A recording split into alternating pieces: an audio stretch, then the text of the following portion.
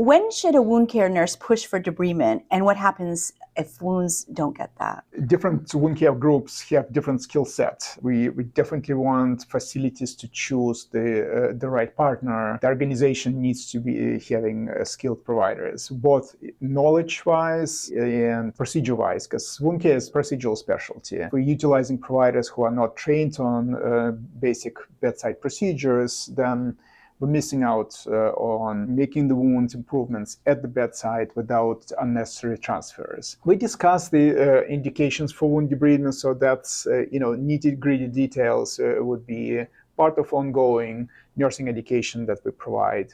So we are big on educating nurses at bedside. We have very, very good, I would say, it's a two-way road.